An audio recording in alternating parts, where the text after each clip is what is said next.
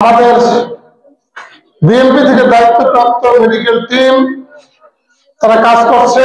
আমরা আল্লাহর কাছে দোয়া করি তিনি যেন দ্রুত সুস্থ হয়ে সাংগঠনিকভাবে আমাদের সকলের নেতৃত্ব দিতে পারেন ইনশাআল্লাহ।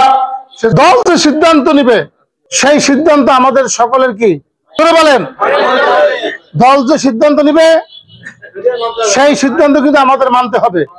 দীর্ঘ যুগ যুগ ধরে এই সংগঠনের জন্য আপনারা সময় দিয়েছেন, এই সংগঠনের জন্য আপনারা কাজ করেছেন।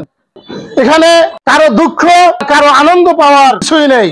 পারিবারিক ভাবে আপনারা প্রত্যেকেই ক্ষতিগ্রস্ত, জন্য ক্ষতিগ্রস্ত। আপনারা সংগঠন করেছেন, আপনারা জাতীয়বাদী দলের সাথে সম্পৃক্ত থেকে জাতীয়বাদী দলকে আপনারা সুসংগঠিত করেছেন, সাংগঠনিকভাবে এই দলকে আপনারা শক্তিশালী করেছেন। আপনারা দলের প্রাণ, আপনারা যদি দলকে সংগঠিত না করতেন, আপনাদের দলের সাথে কাজ না করতেন প্রত্যেক ইউনিয়নে ইউনিয়নে ওয়ার্ডে ওয়ার্ডে, তাহলে কিন্তু আজকের আমরা হাসিনাকে কিন্তু এই দেশ থেকে বিদায় দিতে পারতাম না, ঠিক কিনা?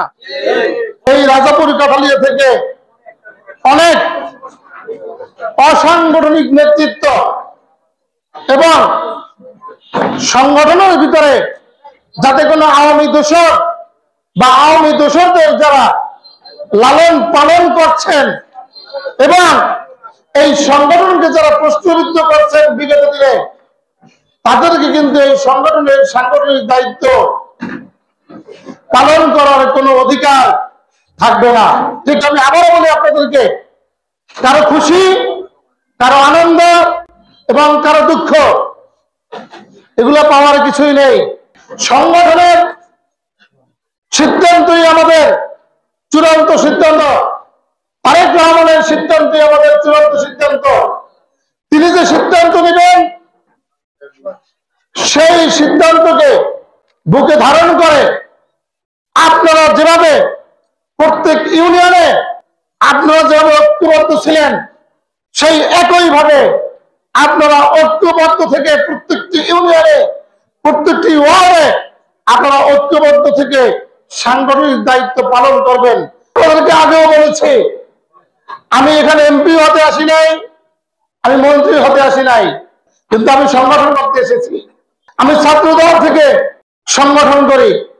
হায় আল্লাহ, তোমার প্রাণ প্রিয় বান্দি আমাদের প্রাণ প্রিয় নেত্রী বিএনপির তিনবারের সাবেক প্রধানমন্ত্রী, বিএনপির চেয়ারপারসন দেশ নেত্রী বেগম খালেদা জিয়া আজকের অসুস্থ অবস্থায় আজকের এবার কেয়ার হসপিটালে ভর্তি আছে। আল্লাহ তুমি তাকে সুস্থ করে দাও। আল্লাহ আল্লাহ তাকে তুমি সুস্থ করে দাও এবং তাকে সুস্থ করে দিয়ে তুমি আমাদের মাঝে সাংগঠনিক দায়িত্ব যাতে পালন করতে পারে সেই তৌফিক তুমি দিয়ে দাও। আল্লাহ আল্লাহ শহীদ রাষ্ট্রপতি জিয়াউর রহমান, আল্লাহ তার কবরের আযাব তুমি মাফ করে দাও। আল্লাহ আমাদের প্রাণপ্রিয় নেতা তারেক রহমান আজকে বিদেশে আছে, আল্লাহ তাকে সুস্থ রেখে আল্লাহ তাকে দ্রুত দেশে আসতে পারে সেই তৌফিক দান করো এবং তিনি যাতে সংগঠনের দায়িত্ব পালন করতে পারে সেই তৌফিক দান করো। আল্লাহ হায় আল্লাহ আরাফাত রহমান কোকো, আল্লাহ তিনি দুনিয়া থেকে চলে গিয়েছেন, আল্লাহ তার কবরকে তুমি জান্নাতের বাগিচা বানিয়ে দাও।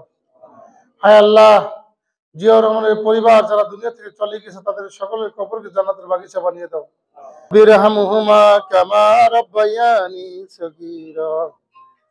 সুবহানা রাব্বিকা রাব্বিল ইজ্জাতি আম্মা ইয়াসিফুন ওয়া সালামুন আলাল মুরসালিন আলহামদুলিল্লাহি রাব্বিল আলামিন।